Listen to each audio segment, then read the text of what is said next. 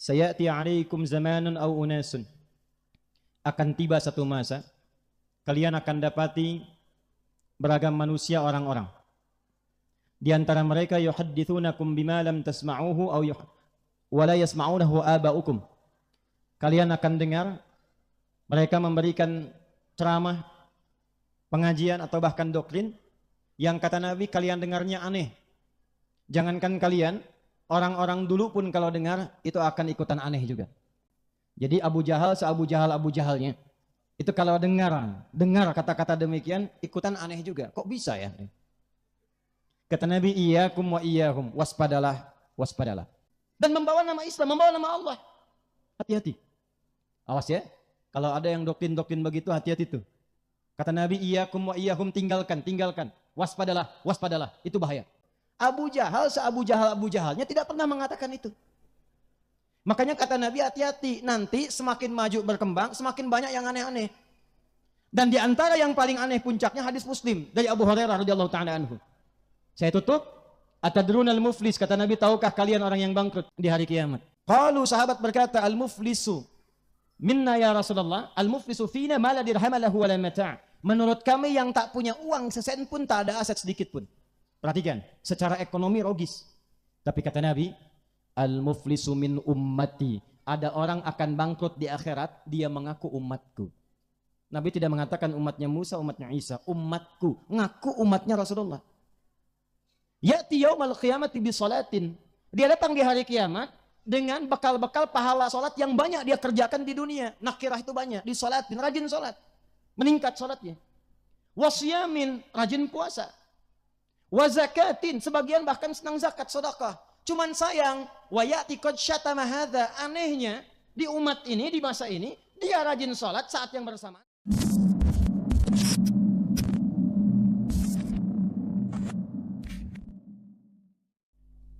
Spesial keluarga saya semua, seluruh warga baik NTB pada umumnya, Sumbawa khususnya yang ada pada hari ini. Izinkan saya memulai dengan menyampaikan saya mencintai Anda semua karena Allah. Ini yang pertama kali saya ke Sumbawa. Berangkat sebelum subuh, 2 pesawat, 3 kali off. Perjalanan terbang tinggi, cukup dinamis, ada turbulensi, cukup panjang, tapi Masya Allah endingnya membahagiakan. Sebelum turun, semua penat, lelah, hilang ketika melihat bumi Sumbawa yang hijau membentang. Desain geografisnya ditata sedemikian rupa, Allah mencipta, indah terlihat dari atas, nyaman ke dalam hati. Begitu turun, berjumpa dengan wajah-wajah yang penuh senyuman, langsung dapat hadiah khusus khas dari Sumbawa. Terima kasih Pak Bupati. Saya menyimpulkan merenung, ada 2 kesimpulan besar hadiah kita malam ini. 1, ternyata kalau ingin akhirnya sukses, membahagiakan, tenang, nyaman, kita mesti berani terbang. Mesti menghadapi rintangan. Mesti melewati tantangan. Orang yang terbiasa melewati tantangan adalah orang-orang yang memiliki kekuatan paripurna. Orang yang berani terbang, orang yang akan membuka wawasan dan mencapai kemajuan. Dan yang paling membahagiakan, saat tiba di hotel itu, muncullah ayat-ayat Quran yang insya Allah menginspirasi pertemuan kita malam ini yang terkait dengan filosofi terbang. Untuk itulah kenapa nanti ada orang-orang yang mengilustrasikan kemajuan negeri itu seperti pesawat terbang. Ada negeri dengan pilot yang hebat, ada negeri yang menggunakan co-pilot, ada negeri autopilot. Kalau kita ingin gabungkan, ini menarik Pak, Ibu, saudara-saudariku sekalian. Pak Bupati, tidak mungkin ada pesawat terbang itu kalau tidak ada orangnya. Dan orangnya itu mesti saling bersinergi. Ada yang bertugas, ada yang menjadi penumpang. Kalau pilotnya ada, penumpangnya tidak ada, pesawatnya terbang tidak? Tidak. Kalau penumpangnya ada, pilotnya tidak ada, terbang tidak? Tidak. Pilot ada, penumpang ada, landasannya tidak ada, terbang tidak? Pilot ada, penumpang ada, landasan ada, yang ngatur penerbangan ATC-nya tidak ada, terbang tidak? Tidak. Jadi untuk terbang, untuk menemukan sesuatu yang baru, untuk mendapatkan sesuatu yang luas, pengalaman bagus, mendapatkan kemegahan, melihat semua hal dengan jelas, maka mesti ada kumpulan orang-orang yang bersinergi dengan profesi yang berbeda-beda. Di Al-Quran semua itu disebut dengan umat namanya. Jadi kalau satu negeri ingin maju, Sumbawa 64 tahun, ingin maju, ingin menginspirasi, ingin jadi negeri yang hebat, kabupaten yang berkembang berkemajuan, maka syarat pertama mesti ada umatnya. Mesti ada penduduknya yang datang kompak, punya satu tujuan, visi dan misi yang sama. Umat namanya. Apa namanya? Dan inilah pembuka yang Allah sampaikan dalam Al-Quran. Jadi begitu disebutkan Ustadz, Sumbawa milad yang ke-64. Turun dari pesawat, yang muncul pertama kali itu kata umat. Quran surah ketiga ayat 104. Wal takum minkum ummah. Jadi kalau Sumbawa ingin maju, Sumbawa ingin berkembang, Sumbawa ingin mencapai peradaban, pertama mesti ada umatnya dulu. Alhamdulillah 509.234 jiwa, 24 kecamatan, 8 kelurahan, 157 desa. Umat Sumbawa. Sudah ada umatnya Pak Bupati ini. Penumpang lengkap. Sekarang kalau penumpangnya lengkap, maaf, tujuannya nggak ada. Pesawat kalau kita naik nggak ada tujuan, mungkin terbang tidak? Maka teruskan ayatnya. Wal takum minkum ummatu yad'una ilal khair. Mesti ada tujuan. Mau kemana pesawat itu dikemudikan? Di mana landingnya? Apa tujuannya? Maka yang pertama dilakukan kata Al-Quran, semua warga Sumbawa itu kalau kita tarik ke Sumbawa, mesti kompak bersinergi untuk mencapai tujuan yang sama. Mesti punya visi. Karena itu ketika saya turun, pertama yang saya lihat, Sumbawa Samawa. Itu tujuannya. Ada berkito, syara berkito kita, Allah. Itu tujuannya. Jadi 509.234 orang itu yang masuk ke pesawat Sumbawa itu tujuan akhirnya landingnya Samawa. Yada'una ilal khair, semua mesti kompak. Betapapun penumpang pesawat berbeda-beda, fungsinya tidak akan sama, tapi tujuannya mesti sama. Jadi kalau satu pesawat tujuannya berbeda, nggak akan pernah nyampe pesawatnya. Satu kali pesawat sudah siap terbang, penumpang sudah siap, tiba-tiba ada yang nyerobot ke kelas depan. Pramugari kasih tahu, Pak tempatnya bukan di sini, nggak mau dengar, saya ngantri dari sebelum subuh katanya. Diberitahu tak pindah, diingatkan juga tak mempan, bingung. Tiba-tiba datang seorang alim ulama, lihat kiai, tokoh, tuan guru, ditanya kenapa, diceritakan begini, begitu. Kursinya di belakang, duduk depan kelas bisnis. Tenang aja. Dibisiki oleh beliau ini, begitu dibisiki, tak tunggu lama langsung pergi ke belakang. Pramugari heran kemudian tanya, Tuan Guru, apa yang dibisiki tadi? Saya cuma tanya, Bapak mau kemana? Dia jawab, saya Sumbawa Pak. Maka disampaikan, Sumbawa belakang Pak, depan Mataram. Kalau yang satu pengen ke Mataram, yang satu ke Sumbawa, yang lain ke Dompu, yang lain ke Bima, tujuan berbeda, tak mungkin pesawat bisa landing dengan sempurna. Maka semua penumpang ketika masuk ke satu pesawat namanya Sumbawa, mesti sepakat. Semua warga Sumbawa, visi akhirnya landingnya Samawa. Sepakat? Setuju? Kalau sudah sepakat, ya'muruna bil ma'ruf. Ingat, di Quran itu ada tayyib, ada khair, ada ma'ruf, ada ihsan, ada soleh. Diterjemah mushaf, diterjemahkan dengan kalimat yang sama, tapi penekanannya beda. Kalau tayyib itu kesehatan fisik. Orang kalau makannya sesuai kebutuhan, fisiknya sehat, orang Arab tanya, kaifa haluk? Alhamdulillah ana tayyib. Artinya, fisiknya sehat, kuat, dan baik. Quran surah kedua Al-Baqarah ayat 168. Ya ayyuhan nasu kulu mimma fil ardi halalan.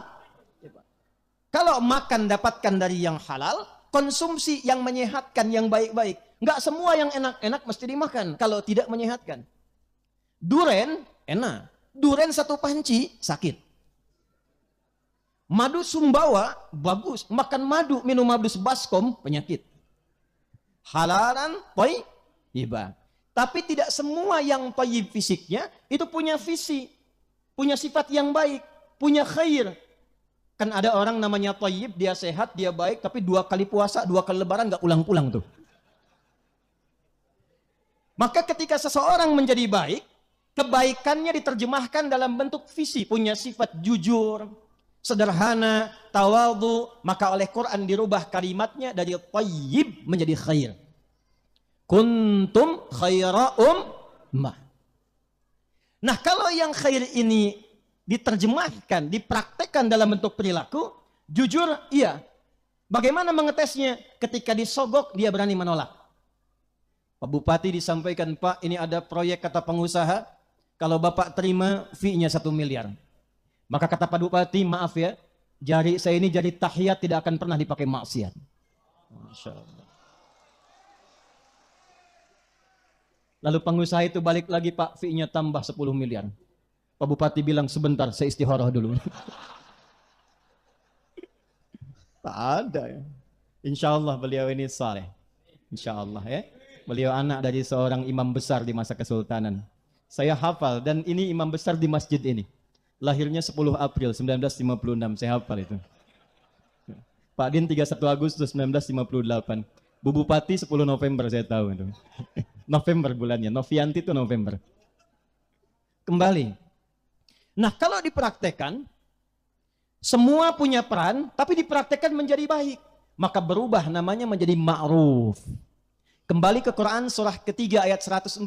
Wal takum minkum ummatu yad'una ilal khair samawa wa ya'muruna bil ma'ruf.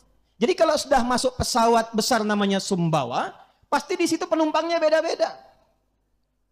Ada yang bagian pilotnya yang kemudikan. Ada co-pilot, asistennya di samping. Perannya nggak sama. Siapa yang harus jadi pilot? Yang bisa menerbangkan pesawat. Dia punya kemampuan, dia punya keahlian, dan jangan lupa, karena terbangnya ke atas, dia harus punya ketakwaan. Karena kalau sudah di atas, sepintar-pintarnya pilot, di tempat angin yang tidak terdeteksi, jatuh.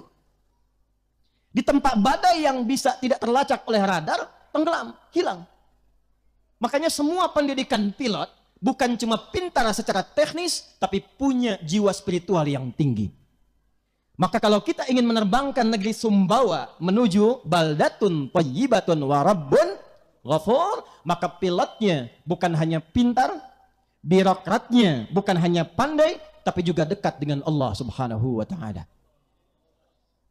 Karena itu izin Pak Bu, hadis riwayat Al-Bukhari nomor hadis 2262.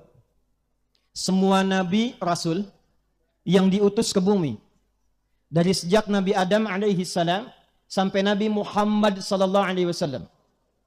Kalau kita urutkan nasabnya, Muhammad sallallahu alaihi wasallam bin Abdullah bin Abdul Muttalib bin Hashim bin Abdul Manaf bin Qusay bin Murrah bin Kilab bin Ka'ab bin Gharib bin Fihir bin Malik bin Nadar bin Kinana bin Khuzaimah bin Mudrikah bin Ilyas bin Nizar bin Mudar bin Ma'ad bin Adnan bin Addi bin Adri bin Muqawwam bin Nagur bin Tariq bin Ya'rub bin Yasjub bin Nabit bin Ismail alaihissalam bin Ibrahim alaihissalam bin Azar atau bin Nahu bin Abir bin Kinan bin Rafakhshad bin Sam bin Nuh alaihissalam bin Mikhlail Matushalab bin Kinan bin Anwas bin Tis bin Adam alaihissalam. Coba ulangi. Nah, itu kalau diurutkan nasabnya, kata Nabi di Al-Bukhari nomor hadis 2262, Qad ba'athallahu nabiyyan aw ma ba'athallahu nabiyyan illa ra'al ghanam. Atau kama qala Rasulullah sallallahu alaihi wasallam. Enggak ada seorang nabi diutus untuk menjadi pilot umat, pembimbing umat, qaidul ummah, kecuali dilatih dulu oleh Allah. Apa di antara pelatihannya? Menggembala kambing. Enggak ada nabi kecuali pernah menggembala kambing. Saya penasaran Pak, Ibu, dengan hadis ini. Saya datangi tempat kambing langsung ke kaki bukit. Saya lihat karakteristik kambing. Allahu Akbar. Ternyata kambing itu kalau mengembik saja, itu ada 3 jenis embikan kambing. Ada berapa jenis? Lapar. Terancam. Sakit. Sering-sering bergaul dengan kambing, ternyata paham kapan kambing itu sakit, kapan kambing itu lapar, kapan kambing itu terancam. Dimengertilah kenapa pemimpin itu idealnya, awalnya pendidikannya didekatkan kepada kambing, sehingga dia tahu suara rakyat.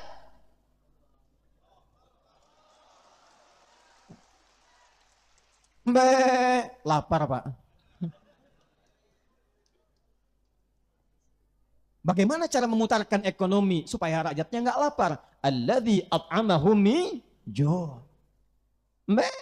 Sakit. Gimana caranya? Bisa mendapatkan pengobatan yang layak putar. Terancam, ada konflik. Bagaimana menyelesaikannya? Kambing. Jadi pilot itu nggak sembarangan. Ada tuntutannya, ada pendidikannya, dan ada hisab di hadapan Allah Subhanahu wa Ta'ala. Karena itu, ketika pilotnya, bupatinya, wabubnya, forkompindanya dengan satu pesawat yang sama, tujuan yang sama, membangun ketakwaan kepada Allah, maka turun kemudian ayat dalam Al-Quran, surah ke-7 Al-A'raf ayat 96. Walau anna ahlal qura amanu wattaqau lafatahna alaihim barakatim minas sama'i wal. Kalau ada satu penduduk negeri semua kompak beriman kepada Allah, meningkatkan takwanya, pemimpinnya juga punya sifat takwa, forkompindanya kompak, kata Allah, aku akan buka semua pintu-pintu keberkahan di langit dan di bumi untuk memakmurkan negeri itu. Tidak cukup dengan amin itu, kita harus gali lagi. Satu. Yang kedua apa? Nanti kita belajar ke sirah Nabi setelah ini. Maaf izin, saya tanya dulu, kita sampai jam berapa ini? Oh, siap. Anda silakan sampai subuh, saya jam 10 pulang. Saya subuh dari Amalela insya Allah. Ya. Ini baru muqaddimah, kita belum mulai ini. Ya, tenang, kita belum mulai ini. Yang kedua, semua mesti mengerti perannya. Nanti ada pilot, ada co-pilot. Belakangnya ada siapa? Ada pramugarinya. Sebelumnya ada peran air traffic controlnya. Ada bagian afronnya. Ada bagian pramugari-pramugaranya. Levelnya kemudian ada kelas first class. Setelah itu bisnis, ekonomi, sampai ke bagian belakang. Tapi semuanya di pesawat yang sama. Saling mensubsidi. Maaf, pilotnya hebat, kemampuan tinggi, tapi tidak mengikuti panduan dari ATC, nggak akan sempurna terbangnya. Karena itulah eksekutif yang ada dalam pesawat itu mesti kompak dengan legislatif yang membimbing lewat aturan-aturan perundang-undangan. Jangan keluar dari aturan. Pak, kata legislatif, radarnya lurus Pak. Lurus, jangan belok. Begitu belok, pesawat gak sampai ke tujuan. Tapi juga legislatif jangan usil. Sudah tahu radarnya lurus, dibelokin sama legislatif, belok ke tujuan. Maka kalau tempatnya pengen makmur, pengen bagus, legislatifnya yang membuat perundang-undangannya, membuat aturannya, mesti kompak dengan eksekutifnya, kita punya tujuan samawa. Kita punya arah yang sama. Kita kompak terbang, supaya terbangnya nyaman, landingnya tenang. 2. 3.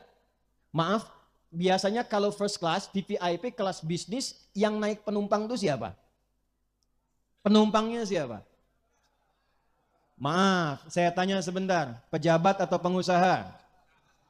Pengusaha.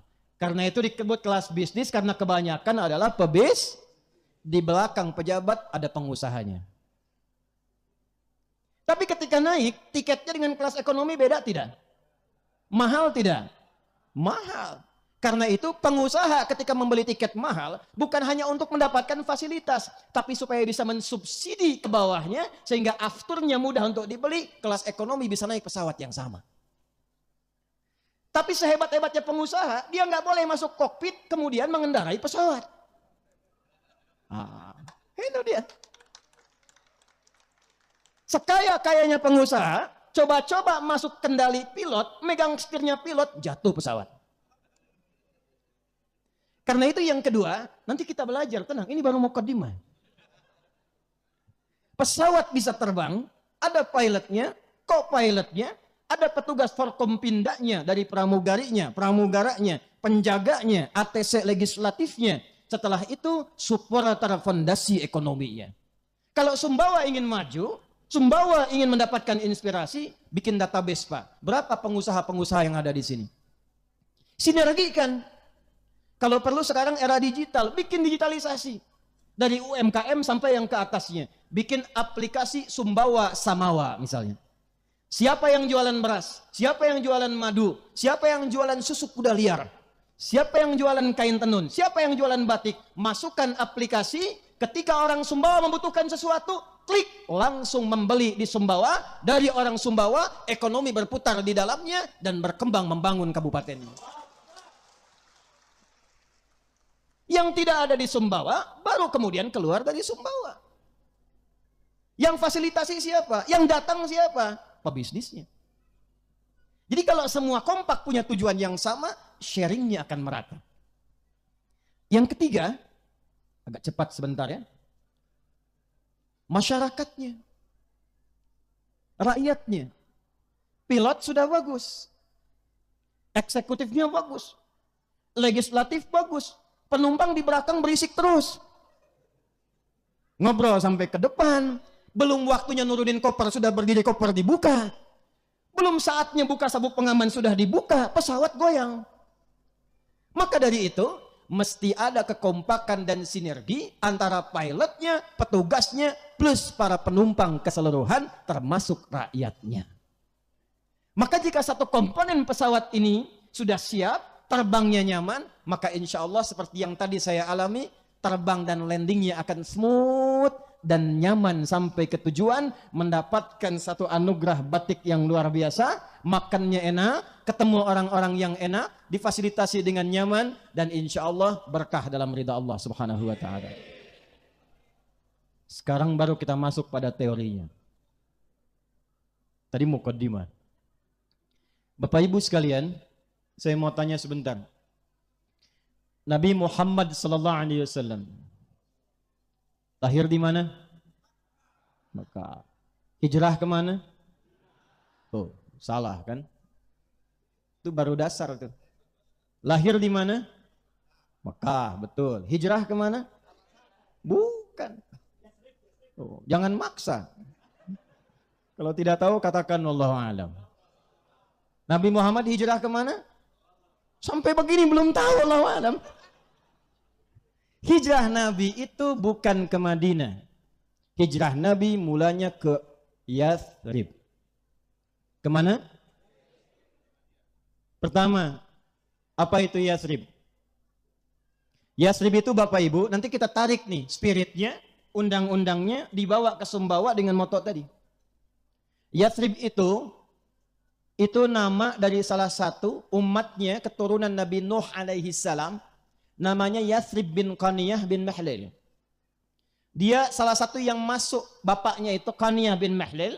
Umatnya Nabi Nuh masuk ke kapal besar Nabi Nuh, berlayar setahun 10 hari sampai reda kemudian banjirnya. Setelah merapat, Yathrib menyebar berpetualang dengan yang lain, menemukan satu tempat tinggal di situ. Dulu setiap orang tinggal menemukan tempatnya, maka tempatnya akan diberi nama dengan orang yang pertama kali menemukannya. Kan'an singgah di tempat wilayah dekat Palestina, diberi nama tempatnya dengan Kan'an. Yathrib singgah di satu tempat 400 km dari Mekah, jaraknya kurang lebih, maka tempatnya disebut dengan nama Yathrib. Tapi ingat, Yathrib sebelum Nabi hijrah, maaf sekali, tempatnya tidak ideal. Bukan seperti Mekah. Nanti kita akan lihat kenapa Allah menghijrahkan Nabi ke Yathrib bukan ke tempat lain. Bukan Taif yang dipilih yang sudah maju berkembang. Pertaniannya bagus, perkebunannya bagus, orangnya sudah tersusun rapi, sistemnya bagus. Hijrahnya ke Yathrib. Satu, ekonominya tertinggal, bahkan jauh di bawah resesi Yathrib. Pasarnya berantakan. Yang menguasai cuma Yahudi. Harga bisa diatur, kapan pengen naik-naik, kapan pengen turun-turun. Konflik gak pernah selesai. Dua suku besar, Aus dan Khazraj, 600 tahun tidak pernah tuntas. Bila ada yang meninggal di Aus, wafat di Khazraj. Sakit di Aus, luka di Khazraj. Yathrib. Nabi itu diutus, diperintahkan hijrah, ternyata ke tempat yang belum siap. Ke tempat yang belum tertata. Allah ingin memberikan kurikulum kepada semua eksekutif, birokratif di masa depan yang nanti akan dikumpulkan kurikulum ini oleh Al-Imam Al-Bukhari, diberi nama dengan Kitabul Imarah, bab tata kelola negara. Pindah kemudian ke Yathrib, diperintahkan untuk memberikan petunjuk bagaimana menata kota negeri dari yang tidak siap menjadi negeri yang berperadaban. Maka apa yang Nabi lakukan pertama kali? Sebelum berangkat ke Yathrib, Allah persiapkan beliau tim yang khusus terlebih dahulu. Maka dipilihkanlah oleh Allah 40 orang untuk mensokong misinya Nabi, dikenal dengan As-Sabiqunal Awwalun. 40. Berapa jumlahnya? Coba lihat pelan-pelan ya. Nanti kalau kita keluarkan skemanya dalam bentuk kurikulum hadis, Anda akan memilih Anda kira-kira akan menjadi siapa. Contoh, maaf, 1, ada di unsur militernya. Baik itu urusannya pertahanan atau Kamtibmas. Nanti sepeninggal Nabi ada 12.000 sahabat, level komandan ini 38 panglima, satu kemampuannya bisa menaklukkan Persia dan Romawi. Satu kemampuannya. Pelan-pelan, lihat baik-baik. Kenal Umar bin Khattab? Kenal di mana? Saya udah terbang-terbang jauh-jauh dari Amerika, landing di Jakarta, ke Sumbawa, ketemu orang kenal dengan Umar. Umar itu sebelumnya jenderal besar. Ada yang ahli strategi, ya tata kelola negara. Namanya Amr bin As radhiyallahu ta'ala anhu. Nanti Anda akan lihat, Amr bin As ini di backup cuman bawa beberapa kelompok ekspedisi ke Afrika Utara. Mesir, Libya, Tunisia, Maroko, Aljazair, berakhir di Syam. Sekarang 4 negara, Libanon, Yordania, Palestina, kemudian ada satu lagi Syria. Berhenti di situ, semua tempat yang dipijak itu berubah maju, berperadaban dan muslim. Dan Afrika Utara sejak saat itu jadi provinsi. Anda bayangkan, provinsi Afrika Utara. Gubernurnya nanti Musa bin Nusair, panglimanya Tariq bin Ziyad, dan dari Tariq ini bisa membawa peradaban sampai ke Eropa di Iberia. Pelan-pelan. Abu Bakar As-Siddiq pernah dengar? Abdurrahman bin Auf pernah dengar? Itu pebisnisnya. Dipilihkan oleh Allah, ini Abu Bakar, Uthman, ini Abdurrahman bin Auf, ini di bidang ekonomi. Umar, kemudian nanti Abu Ubaidah bin Al-Jarrah, kemudian nanti ada Khalid bin Walid, ini di bidang militer dan Kamtibmas. Siapa lagi nanti? Ada Ali bin Abi Thalib, Abu Hurairah, ini intelektualnya.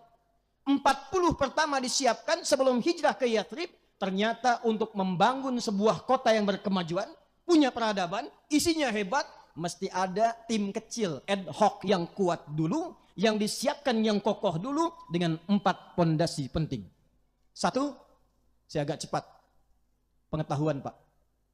Kalau Sumbawa ingin maju, prioritaskan pendidikan Pak. Pendidikan yang bukan hanya mencerdaskan, tapi juga mendekatkan, ingat baik-baik, mendekatkan anak negeri dengan Rabbnya, dengan Allah Subhanahu wa Ta'ala.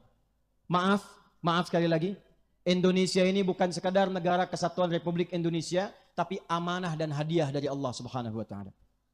Perhatikan pembukaan Undang-Undang Dasar, atas berkat rahmat Allah yang Maha Kuasa, dan dengan didorongkan oleh keinginan. Dari dulu keinginan luhur ada untuk merdeka. Tapi apa yang mewujudkannya? Atas berkat rahmat Allah yang Maha Kuasa. Karena itulah dasar negara kita yang pertama itu ketuhanan yang Maha Esa. Pasal 29 ayat 1, negara berdasar atas ketuhanan yang Maha. Tujuan pendidikan pun keluarkan Undang-Undang Sisdiknas nomor 20 tahun 2002-2003 itu. Perhatikan yang bagian menimbang pasal B poin kedua itu. Perhatikan. Undang-Undang Dasar tahun 1945 mengamanatkan kepada negara, pemerintah untuk, perhatikan baik-baik nih, menyelenggarakan satu sistem pendidikan yang meningkatkan ketakwaan dan keimanan kepada Tuhan Yang Maha Esa. Jadi sebelum pintar, takwa dulu. Sebelum pintar, iman dulu. Sehingga ilmunya dibimbing oleh iman, ketika dibimbing oleh iman, ilmunya membangun, tidak mencelakakan. Saya baru pulang dari Amerika, pintar-pintar. Tapi karena imannya kosong, kriminal juga banyak, Pak. Mau nembak orang kapan saja, bisa tembak. Mau mabuk kapan saja, mabuk. Mau zina kapan saja, zina. Secara sistem rapi, secara personal hancur. Iman dan takwa. Baik, kita kembali lagi, pelan-pelan. 40 orang disiapkan, berangkat ke Yathrib. Nah, ini yang paling penting. Apa yang pertama diperintahkan oleh Allah kepada Nabi Sallallahu Alaihi Wasallam dengan tim ini untuk merubah Yathrib yang tidak ideal menjadi kota yang berperadaban. Satu, perintah Allahnya, perhatikan baik-baik.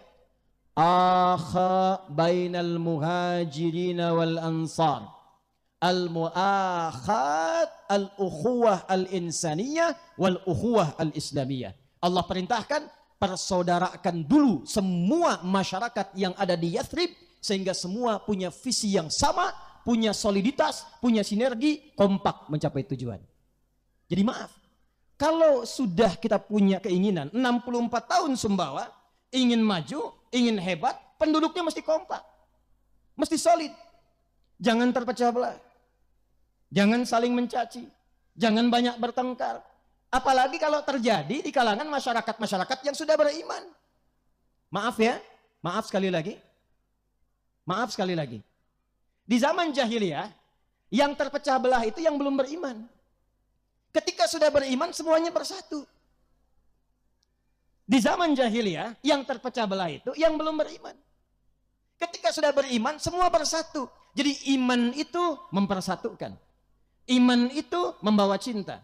Iman itu membawa kemajuan. Jadi kalau ada orang yang sudah beriman, tidak senang dengan persatuan, tidak senang dengan kemajuan, dipertanyakan keimanannya. Ya lihat, Ali Imran ayat 103. Wa'tasimu bihablillahi jami'an wala. Ayat 103 dibuka dengan ayat 102. Panggilannya apa? Ya ayyuhalladzina amanu. Ya-nya disebutkan 361 kali dalam Al-Quran. Memanggil yang dekat, yang menengah, yang jauh. Ayyuha disebutkan 150 kali dalam Al-Quran.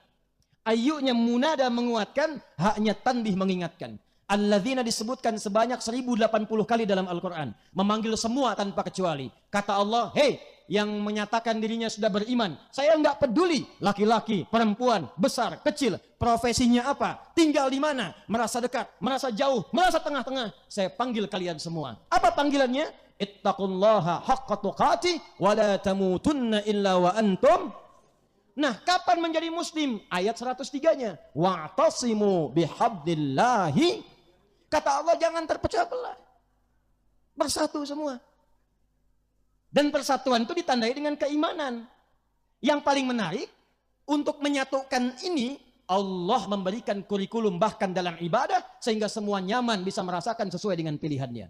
Contoh, maaf ya. Maaf. Di sini kalau subuh ada yang kunut? Kunut. Ada yang tidak kunut? Ada. Yang kunut betul, yang tidak kunut betul, yang salah, yang tidak sholat subuh. Zaman Nabi yang kunut ada? Ada. Yang tidak kunut ada? Ada. Tapi nggak ada yang tidak sholat subuh. Kenapa? Karena ternyata setelah dipelajari dalam fikih, ini saya akan tunjukkan sesuatu yang penting. Karena informasi yang saya terima, 99,99% penduduk di Sumbawa ini muslim. Betul? Betul? Maka saya ingin lihat, nanti saya tanya Pak Kapolres, Pak Dandim ini. Muslim betulan atau muslim KTP? Kalau muslim betulan, gak akan ribut. Muslim betulan, gak akan banyak berselisih. Muslim betulan, pasti kompak. Muslim betulan, pasti semangat mengaji, semangat belajar. Maka apa yang pertama Allah berikan kepada Nabi Muhammad SAW? Perhatikan, satu manhaj. Apa namanya? Manhaj itu kurikulum kehidupan yang umum. Dan disusun langsung oleh Allah, disampaikan lewat firman-Nya untuk diteruskan, diajarkan oleh Nabi Muhammad SAW. Masya Allah, ternyata manhaj itu disesuaikan oleh Allah sesuai dengan kemampuan hamba-Nya. Kalau kita mampu satu cara, maka ditunjukkan satu cara, satu dalil, satu petunjuk, gak ada bedanya. Contoh, kalau kita sholat takbir, apa bacaannya? Allahu Akbar. Pernah dengar ada orang takbir mengucapkan Allahur Rahman ada? Allahur Rahim ada? Satu cara, satu dalil. Allahu Akbar. Tapi kalau manusianya tak sanggup melakukan dengan cara yang sama, dengan cara yang tidak serupa, maka Allah berikan perbedaan dalam penunaiannya supaya semua bisa menunaikan sesuai dengan kemampuannya. Contoh, ada dari segi bacaan. Ada dari segi apa? Quran turun berapa riwayat? Ini ada Ustadz Hasibuan nih. Qori luar biasa nih, Masya Allah. Quran turun apakah satu riwayat? Tidak. Quran turun dengan 7 riwayat. Bahkan nanti ada 10 riwayat. Ternyata riwayat ini bukan sekedar cara baca yang beda. Karena di Arab itu sukunya banyak, lisannya berbeda. Ada yang gak bisa baca A, bisanya saja. A, ana, ane, anta, ente. Ada. Sehingga ketika turun surat Wadduha, ada yang nggak bisa wadduha, bisanya wadduhe. Wadduha, wadduhe. Wallaili idha saja, wallaili idha saja. Ma wadda'aka rabbuka wa ma qala, ma wadda'aka rabbuka wa ma qala. Walalakhiratu khairul laka minal ula. Walasawfa yu'tika rabbuka fatardi. Saya baca wadduha, Anda tertawa. Saya di Afrika, saya bacain wadduha. Ada yang ketawa karena dia gak bisa A, bisanya E. Itu dipaksa-paksa sampai kiamat kurang 2 hari, gak bisa. Terus sekarang wilayah Palestina, wilayah Syria, Libanon, itu pakai imalah semua. Madrasah. Mungkin Betawi dari sana tuh belajarnya tuh. Turun riwayat pakai E. Ada yang lebih ekstrim lagi. Nggak bisa sin, bisanya sod. Ihdinas siratal mustaqim. Riwayat qalun sin. Ada yang nggak bisa sin, Allah turunkan pakai sod. Muhammad SAW ajarkan pakai sod. Ihdinas siratal mustaqim. Sod, hafaz dari Asim. Yang dahsyat, ada yang nggak bisa sin, nggak bisa sod, bisanya zai. Sin, z. Sod, z. Sin, z. Sod, zai. Maka turunlah riwayat nanti menggunakan zai. Ihdinas siratal mustaqim. Jadi ternyata ketika Allah turunkan, dibimbing sesuai kemampuan kita. Bukan untuk berselisih, yang benar sin, tidak, yang benar sod, bukan. Di Libya pernah ada 2 ahli Quran, hafal Quran 30 juz, berselisih gara-gara sin dan sod. Yang satu bilang ngaji sama gurunya, riwayat pakai sin, yang benar sin. Kata temannya, yang benar sod. Akhirnya mereka putuskan datang sama syekh kita yang lebih tinggi. Begitu datang kata syekhnya bijak, ya bunai iqra, ihdinas siratal mustaqim, pakai sad, hasbuk. Ya bunai iqra, kamu baca, ihdinas siratal mustaqim, pakai sin, hasbuk. Kalian berdua salah, yang benar ihdinas siratal mustaqim, pakai zal. Syekhnya ingin mengajarkan, kalau kamu walaupun sudah hafal Quran 30 juz, 1 riwayat, kamu hafal Quran dengan 1 riwayat, jangan bertengkar dulu. Mungkin di atas kalian ada yang lebih tinggi, jadikan itu sebagai kemudahan untuk beribadah. Itu poinnya. Jadi kalau kita paham fikih seperti ini, maka kita bisa memilih. Saat kita memilih, itulah pilihan kita, disebut dengan madhab namanya. Apa namanya? Singkatan dari madhaba ilaihi. Apa yang cenderung untuk dipilih disingkat menjadi mazhab. Contoh, Bismillahirrahmanirrahim, hadisnya ada 70. Cara bacanya ada 4. 1 jahar. Bismillahirrahmanirrahim, jahar. Yang kedua silent. Bismillahirrahmanirrahim. Kalau sudah silent, jangan dekatkan kepada mikrofon supaya makmum dengar. Bismillahirrahmanirrahim. Itu sama aja jahar. Yang ketiga, nggak dibaca sama sekali. Alhamdulillahi Rabbil Alamin. Yang keempat, riwayat Abu Hurairah di Al-Bukhari. Baca rakaat pertama dengan jahar, Bismillahirrahmanirrahim. Rakaat selanjutnya tidak dibaca sama sekali. 70 hadis, 4 cara. Tapi kan kalau kita mau sholat, nggak mungkin praktekkan keempat-empatnya. Besok saya subuh, saya ingin sesuai sunnah, selengkap mungkin. Saya bacakan keempat-empatnya. Bismillahirrahmanirrahim. Bismillahirrahmanirrahim. Nggak dibaca sama sekali. Kita harus pilih salah satu. Makanya Imam Abu Hanifah, kata Imam Abu Hanifah dan Imam Malik, saya nggak pilih Bismillahirrahmanirrahim dijaharkan, saya nggak baca. Maka di mazhab Maliki, mazhab Hanafi, Alhamdulillahi Rabbil Alamin. Maka dikenal pilihannya mazhab Hanafi yang dipilih oleh Imam Abu Hanifah. Imam Syafi'i, kalau nggak ada yang pilih jahar, nanti nggak ada yang baca jahar. Sementara riwayatnya ada. Maka beliau mempopulerkan yang jahar. Bismillahirrahmanirrahim. Pilihan Al-Imam Asy-Syafi'i, mazhab Syafi'i. Imam Ahmad, muridnya Imam Syafi'i. Yang jahar ada, yang dibaca kencang ada, yang nggak dibaca ada. Ada riwayat satu lagi, dibacanya silent, maka beliau pilih yang sir. Bismillahirrahmanirrahim. Alhamdulillahi Rabbil Alamin. Maka dikenal dengan mazhab Hambali.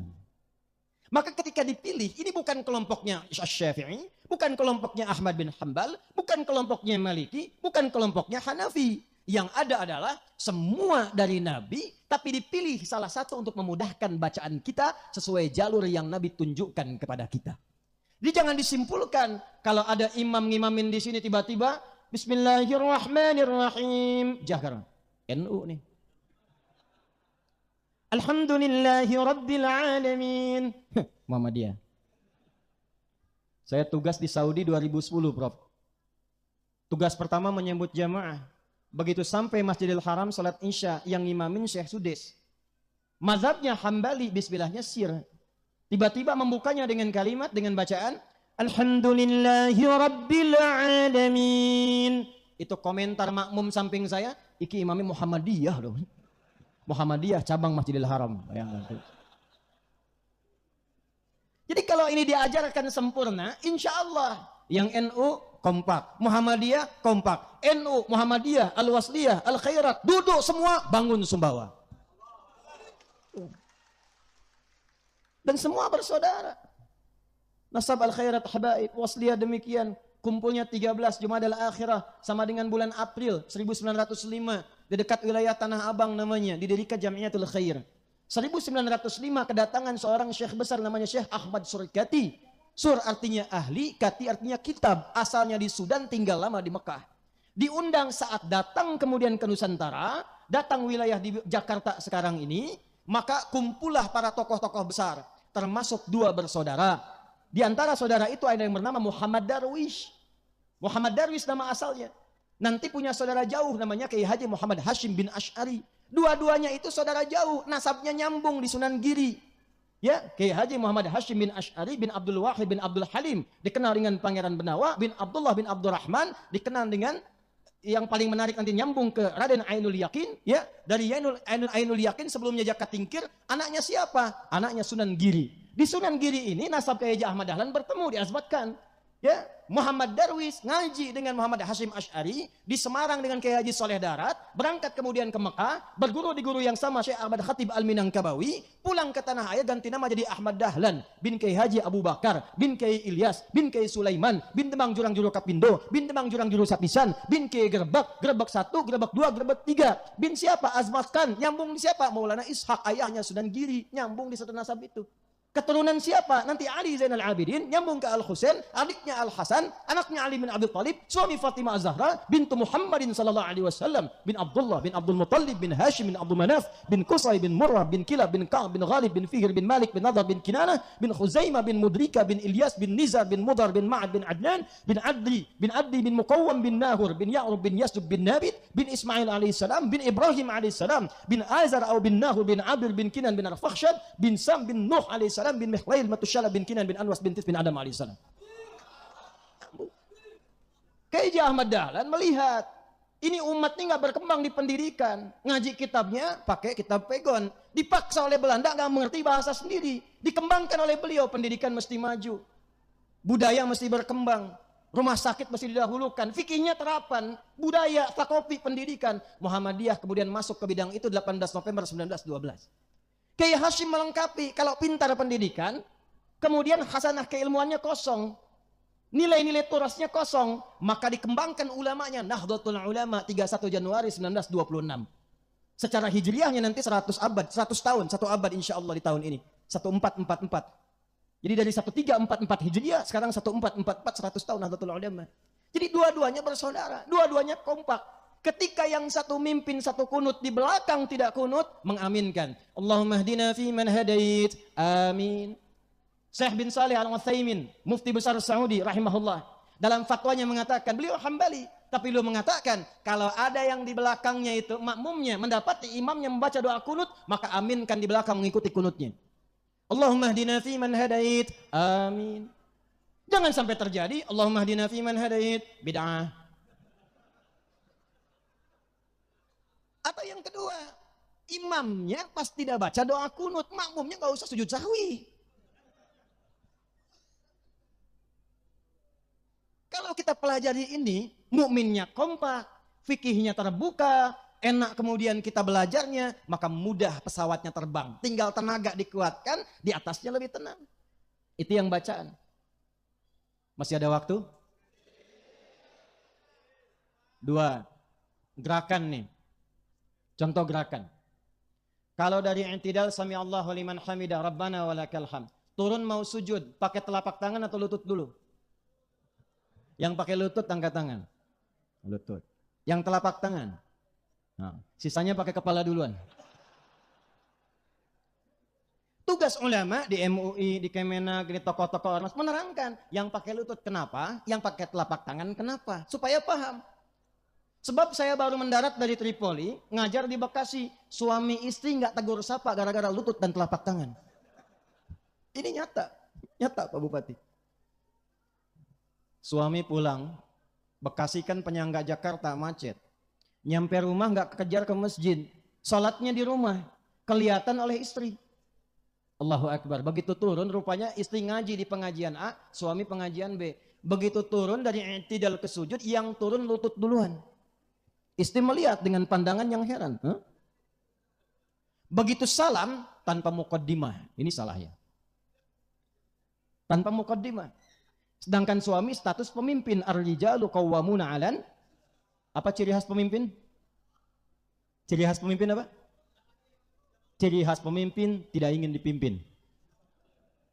Menerima masukan, tidak menerima saran. Ini masuk tanpa muqaddimah mengatakan, papa tadi sholatnya salah.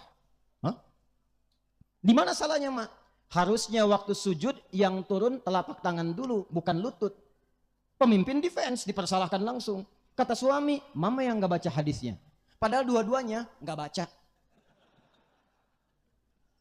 Itu dari pulang kerja, udah penat di pekerjaan, ketemu macet, pulang ke rumah, terjadi perbedaan cuma masalah tangan dan lutut, nggak sapaan semalaman, bayangin. Besoknya datang ke kami untuk bertanya, masih senggang kita masih bisa terima ngobrol-ngobrol. Begitu saya jelaskan, kenapa Pak Ibu? Saya bilang, Pak, Ibu, yang Bapak pakai lutut, itu ada di kitab Sunan Abu Daud, nomor hadis 838. Ini kitabnya, paling kanan sebelah bawah, rawinya Wa'il bin Hujur. Ibu yang pakai telapak tangan cuma beda 2 nomor, Bu. Nomor hadis 840. Nih paling kiri sebelah atas, rawinya Abu Hurairah. Oh, gitu toh Pak Ustadz. Tapi pertanyaannya begini, kenapa di hadis itu dicontohkan 2 dan redaksinya unik? Idza sajadta fala tasjud kama yabrukul ibil. Faliyadha rukbataika qabla yadaik. Kalau engkau mau sujud, jangan sujud seperti duduknya unta. Dahulukan lututmu sebelum telapak tanganmu. Itu riwayat Wa'il yang bin Hujur radhiyallahu ta'ala anhu. Riwayat Abu Hurairah, idza sajadta aw kama qala Rasulullah sallallahu alaihi wasallam, fala tasjud kama yabrukul ba'ir. Falyadha yadaika qabla rukbataik. Kalau engkau sujud, jangan sujud seperti duduknya unta. Dahulukan telapak tanganmu sebelum lututmu. Kalau Anda ngajinya hanya versi terjemah, yang belajar tasrifnya adalah tabayatubu yutuban, fasbakayu fasbiku facebookan, tarjamayu tarjimu terjemahan, itu pasti potensi akan khilaf. Yang benar telapak tangan, yang benar lututnya, mana yang benar di antara itu? Ternyata Allahu Akbar, rahasianya Afala yanzuruna ilal ibili kaifa. Kenapa ibil? Kata Quran, hei, kenapa enggak riset unta? Disebutkan ibil. Untanya Nabi Soleh, hatta naqatallahi wasuk, ya, fakadzabuhu fa'a. Kenapa naqah? Hatta yalijal jamalu fis samil. Kenapa jamal? Kenapa ba'ir? Maka saya temukan rahasia itu ketika mengajar di Tripoli. Saya punya komunitas tafsir. Ini bisa ditiru nih di Sumbawa nih. Jadi kami mengeluarkan hewan di Quran untuk diriset. Prakteknya di kebun binatang. Jadi ada kelompok kera, kelompok unta, kelompok gajah, dan beberapa kelompok yang lain. Kenapa Yahudi dikutuk jadi kera? Itu ada hikmahnya nanti. Kenapa bukan tikus? Nanti ada hikmahnya. Saya langsung masuk ke unta saja. Ternyata kalau ibil itu unta umum tanpa tunggangan. Dan ketika diriset, unta itu ternyata, saya tanya dulu nih, unta punya berapa kaki? Baik, saya ulangi, berapa kaki? Salah. Unta punya 2 kaki. Yang depan itu tangannya, yang belakang kakinya. Betul, ini yang bicara pawang unta.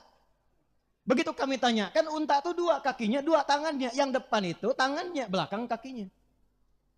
Unta itu punya selaput di matanya untuk menahan badai. Jadi kalau sedang badai di padang pasir, unta tinggal nutup pakai kacamata selaputnya, dia lewat begitu aja. Anda mau pakai Lamborghini, Ferrari, macam-macam, mogok Anda, unta lewat, lihat aja jalan. Unta. Unta punya tembolok bisa menampung air minum di punduknya sampai nggak minum sebulan. Unta. Tapi ibil, unta yang belum punya beban. Tangannya depan 2, kakinya belakang 2. Ba'ir itu unta yang sudah ada beban. Biasanya di atasnya barang dagangan. Kalau enggak tunggangan.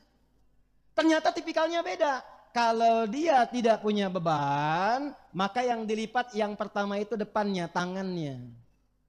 Baru kemudian kaki belakangnya. Kalau dia punya beban karena berat, maka yang dilipat pertama lututnya ke bawah, baru depannya. Maka pahamlah kita hadis Nabi tadi. Wa'il bin Hujur masuk Islam lebih dulu dibandingkan dengan Abu Hurairah radhiyallahu ta'ala anhu. Abu Hurairah masuk Islam 3 tahun sebelum Nabi meninggal. Wa'il di awal Nabi masih sehat, perang Badar ikut, Uhud ikut, lututnya masih sehat. Maka ketika dilihat oleh Wa'il, beliau turun dari i'tidal ke sujud, lutut lebih dulu karena masih sehat. Tapi ketika Abu Hurairah masuk Islam, usia Nabi 60 tahun.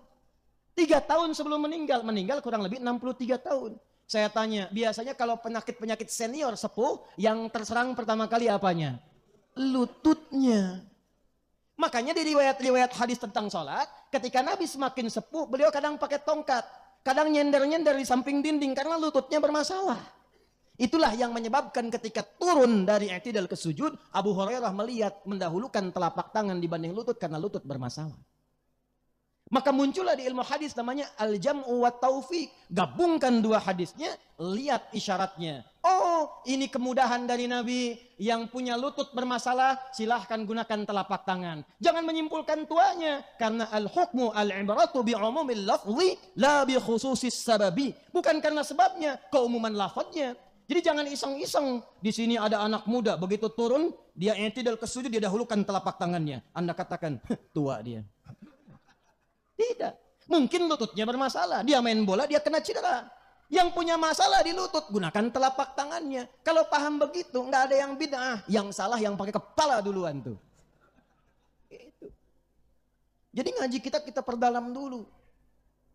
Jangan sampai di dalamnya kita sibuk saling berpecah belah. Kita ingin Sumbawanya maju, kita lupa bahwa perbedaan itu diberikan kepada kita untuk dipelajari supaya memudahkan kita dalam berkehidupan, bukan supaya berselisih dan membangun perpecahan di antara umat manusia. Jelas sampai sini? Yang ketiga, ini yang terakhir.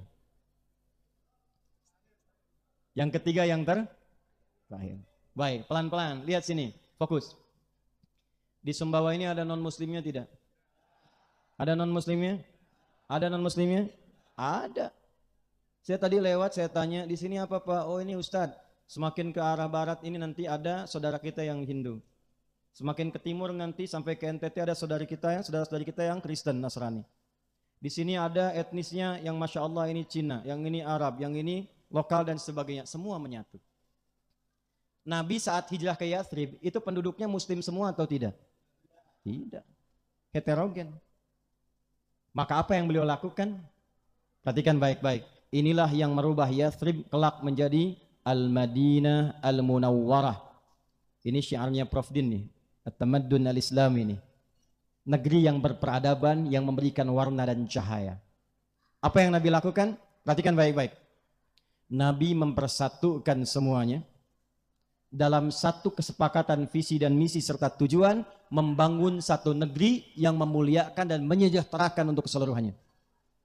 Maka sekalipun kita duduk tinggal di Sumbawa, kita menyatu dalam konteks keindonesiaan, enggak semuanya muslim.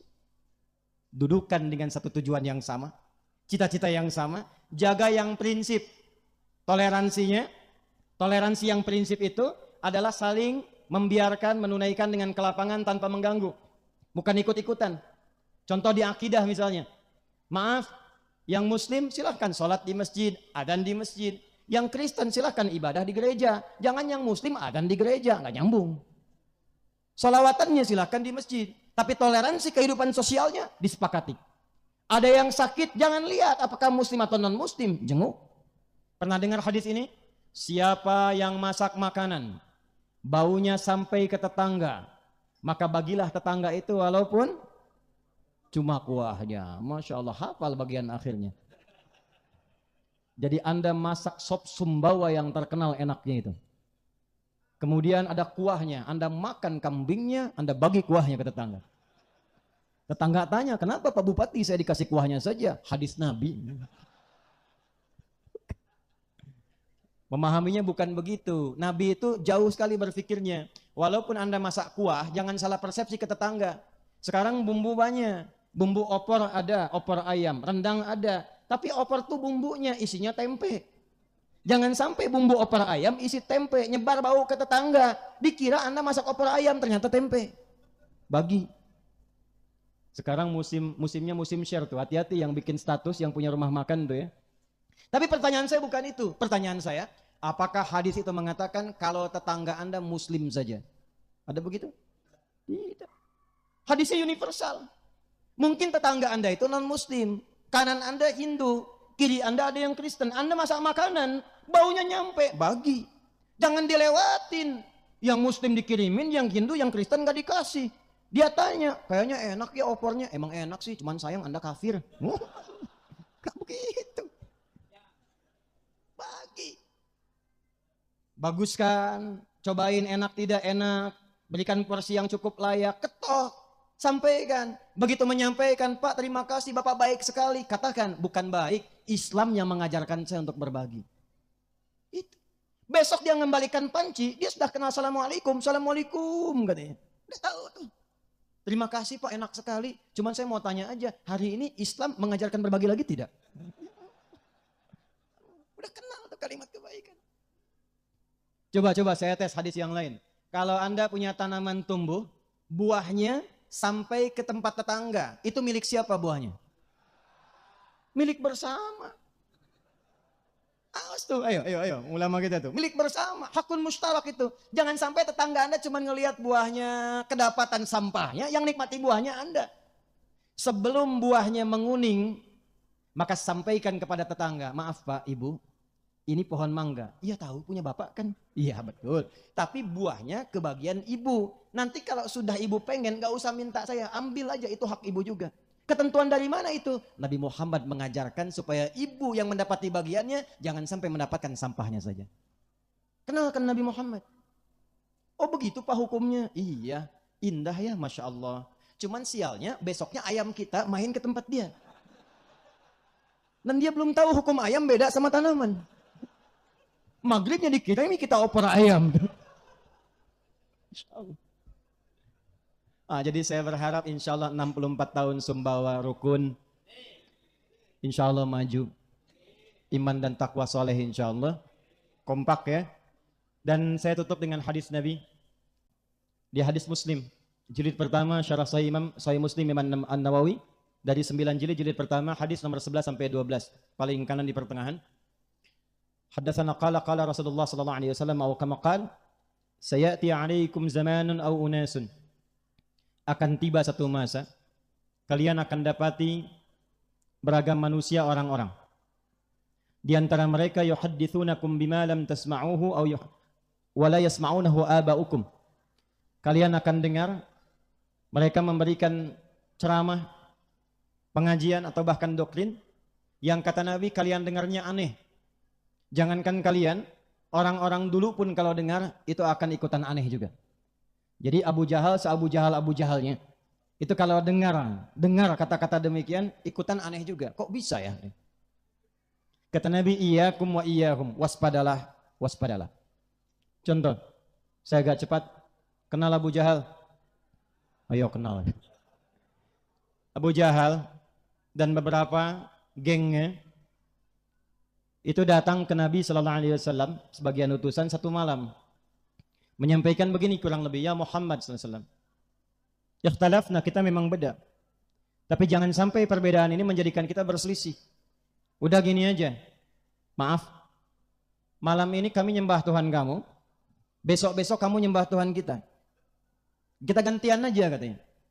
Maka turunlah satu ayat, bahkan satu surah yang itu menjadi legasi tertinggi toleransi dalam berakidah. Qul ya ayyuhalka la a'budu ma, sampai ujungnya lakum dinukum. Tuh. Untukmu agamamu, untukku silahkan yakini apa yang Anda yakini. Kami mengerjakan apa yang kami yakini. Jangan saling mengganggu. Kalau ingin kenal silahkan tanya, kami terangkan. Kita saling menghormati. Toleransi tertinggi. Tapi Abu Jahal Abu Jahalnya dia mengatakan kita memang beda. Tahu perbedaan. Orang sekarang ada yang mengatakan semua agama sama. Menuju Tuhan yang sama. Cuman caranya beda-beda. Abu Jahalnya tidak pernah mengatakan itu. Makanya kata Nabi, hati-hati, nanti semakin maju berkembang, semakin banyak yang aneh-aneh.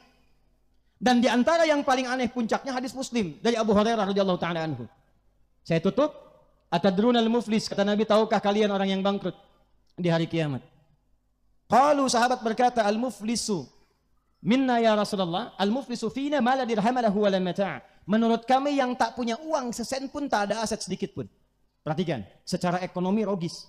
Tapi kata Nabi, al-muflisu min ummati. Ada orang akan bangkrut di akhirat, dia mengaku umatku. Nabi tidak mengatakan umatnya Musa, umatnya Isa. Umatku, ngaku umatnya Rasulullah. Ya'ti yaumal qiyamati bi salatin. Dia datang di hari kiamat dengan bekal-bekal pahala salat yang banyak dia kerjakan di dunia. Nakirah itu banyak, di salatin, rajin salat. Meningkat salatnya. Wasyamin, rajin puasa. Wa zakatin, sebagian bahkan senang zakat, sedekah. Cuman sayang, wayati qad syatama hadza, anehnya di umat ini, di masa ini, dia rajin salat, saat yang bersamaan rajin mencaci. Wa qadhafa hadza, senang menuduh. Wa daraba hadza, senangnya berselisih. Wa akala mala hadza, senang mengambil hak orang lain. Kelihatan salat tapi korupsi juga. Kelihatan salat tapi menipu juga. Puncaknya wasafaka dama hadza. Ada yang akan merekayasa pertumpahan darah dan menyebutkan nama Allah di dalamnya. Allahu Akbar, tembak. Allahu Akbar, bom. Hati-hati. Dan membawa nama Islam, membawa nama Allah. Hati-hati. Awas ya. Kalau ada yang doktrin-doktrin begitu, hati-hati tuh. Kata Nabi, iyyakum wa iyyahum, tinggalkan. Waspadalah. Itu bahaya. Saya izin Pak Kapolres ya. Prof, ini saya waktu di Lampung dulu, kejadian bom di Jalan Tamrin tuh, meledak. Tuar. Saya di Lampung. Itu pertanyaan jemaah dalam sesi tanya jawab. Polos sekali bertanya, tapi penting. Ustadz, apakah bom di Jalan Tamrin termasuk jihad fisabilillah? Saya bilang, Pak, sependek pengetahuan saya, jihad fisabilillah itu jihad di jalan Allah, bukan di Jalan Tamrin.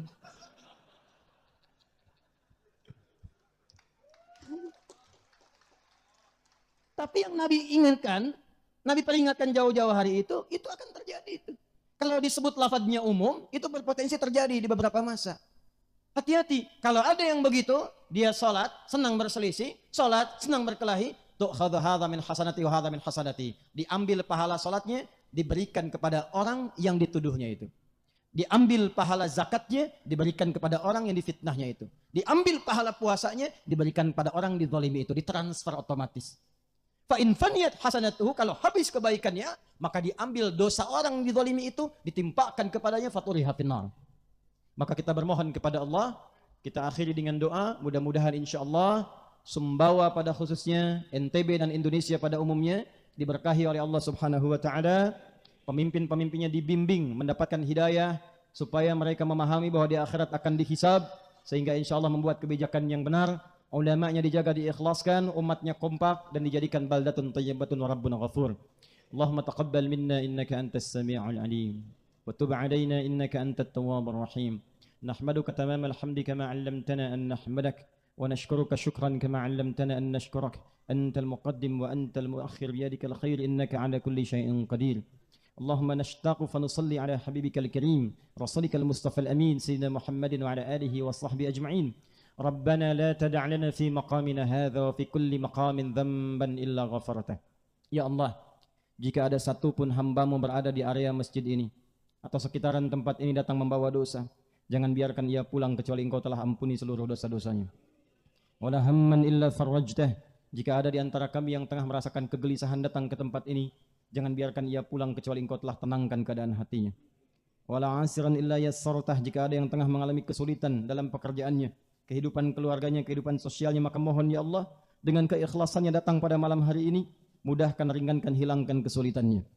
Allahumma wala hajatan min hawaijid dunya wal akhirati fiha laka ridhan wa fiha lana as-salah illa qadaitaha ya arhamar rahimin. Ya Allah, setiap kami yang datang tentu membawa hajat yang tersembunyi, yang berbeda satu dengan yang lainnya. Maka mohon dengan keikhlasan amalan mereka ya Allah, dan dengan kuasa-Mu kabulkan doa-doa mereka yang mungkin tidak terucap di malam hari ini namun tersembunyi dalam jiwa mereka. Allahumma ja'al Sumbawa ya Allah qaryatan taradaha wa tuhibbaha. Ya Allah, jadikan Sumbawa ini kabupaten yang Kau ridai, kabupaten yang Kau cintai, baldatun thayyibatun wa rabbun ghafur, termasuk dalam lingkup negara kesatuan Republik Indonesia yang Kau ridai, Engkau berkahi, Engkau jadikan sebagai inspirasi dalam kehidupan global saat ini. Allahumma ya arhamar rahimin, ishtaqna bi Rasulillahi sallallahu alaihi wasallam. Allahumma ya Allah la tudayyi fursatan lana linalqa ya Allah wa natalaqi ala rasulika al-Mustafa Sayyidina Muhammad sallallahu alaihi wasallam yaumil qiyamah. Ya Allah, kami merindukan perjumpaan dengan Rasulullah sallallahu alaihi wasallam. Maka mohon kelak saat kami berpulang jangan hilangkan kesempatan untuk bersua dengan Rasulullah sallallahu alaihi wasallam. Allahumma faj'al ya Allah qulubana muwahhadah, alif baina qulubina al-wahidaka ya arhamar rahimin wa jannibna minat tafruqah. Karena itu mohon ya Allah, lembutkan hati-hati kami untuk bersatu dalam kebaikan, mengikuti teladan Rasulullah sallallahu alaihi wasallam dan menjauhi perpecahan di antara kami. Allahumma ya arhamar rahimin, Allahumma hdi umara'ana liyakunu udala, Allahumma altaf qulubahum ya Allah liyuqarribu ilaika ya arhamar rahimin zulfa. Ya Allah, lembutkan hati para pemimpin kami. Bimbing mereka ya Allah untuk melahirkan kebijakan yang berkeadilan. Ingatkan mereka ya Allah bahwa mereka akan dihisab di hari kiamat dengan segala pertanggungjawaban. Maka ringankan hisab mereka dan sayangi mereka ya arhamar rahimin. Wahfadz ulama'ana waj'u mukhlasin lakaddin. Dan mohon jaga para ulama kami ya arhamar rahimin. Jadikan mereka orang-orang yang lulus dan ikhlas dalam berdakwah menegakkan kalimat-Mu ya arhamar rahimin. Rabbana atina fid dunya hasanah وفي الآخرة حسنة وقنا عذاب النار وصلى الله على حبيبك الكريم رسولك المصطفى الأمين سيدنا محمد وعلى آله وصحبه أجمعين وآخر دعوانا سبحانك اللهم وبحمدك نشهد أن لا إله إلا أنت نستغفرك ونتوب إليك وآخر دعوانا أن الحمد لله رب العالمين. Alhamdulillah, puji syukur kita panjatkan kepada Allah Subhanahu wa Ta'ala, karena dengan izinnya kita bisa menyimak ceramah yang penuh makna dari Ustadz Adi Hidayat. Dalam kesempatan ini, beliau telah menyampaikan begitu banyak pelajaran berharga yang sangat relevan dengan kehidupan kita sebagai umat Islam, serta bagaimana kita dapat mewujudkan kemajuan bersama dalam masyarakat. Ceramah yang kita saksikan tadi mengajak kita untuk merenungkan filosofi hidup yang penuh dengan tantangan, seperti halnya penerbangan. Ustadz Adi Hidayat menegaskan bahwa untuk mencapai kesuksesan dan kebahagiaan, kita harus berani menghadapi rintangan dan tantangan. Seperti pesawat yang harus melewati turbulensi sebelum sampai di tujuan, kita juga perlu memiliki keberanian untuk melewati kesulitan dalam hidup. Namun, ketika kita sampai di tujuan, semua penat dan lelah itu akan terbayar dengan kebahagiaan yang luar biasa. Saya ingin mengajak Anda semua untuk berperan aktif dalam menyebarkan pesan-pesan positif ini. Jika Anda merasa terinspirasi oleh ceramah ini, jangan lupa untuk memberikan dukungan dengan menekan tombol like, share, dan subscribe agar lebih banyak orang bisa merasakan manfaat dari ceramah ini. Selain itu, mari kita bersama-sama mendoakan Ustadz Adi Hidayat agar Allah Subhanahu wa Ta'ala senantiasa memberikan beliau kesehatan, kekuatan, dan kemudahan dalam menjalankan dakwahnya. Ustadz Adi Hidayat telah memberikan banyak ilmu dan inspirasi bagi kita semua, dan sudah saatnya kita memberikan doa terbaik untuk beliau. Silahkan tinggalkan doa Anda untuk beliau di kolom komentar. Semoga doa kita diterima oleh Allah Subhanahu wa Ta'ala dan memberikan keberkahan bagi beliau dan seluruh umat. Terima kasih sudah menonton video ini hingga akhir. Semoga setiap ilmu yang kita dapatkan dari ceramah ini bisa bermanfaat dalam kehidupan kita sehari-hari. Mari kita jaga persatuan, terus tingkatkan ketakwaan kepada Allah Subhanahu wa Ta'ala, dan bekerja sama dalam mewujudkan negeri yang maju, sejahtera, dan penuh berkah. Wassalamualaikum warahmatullahi wabarakatuh.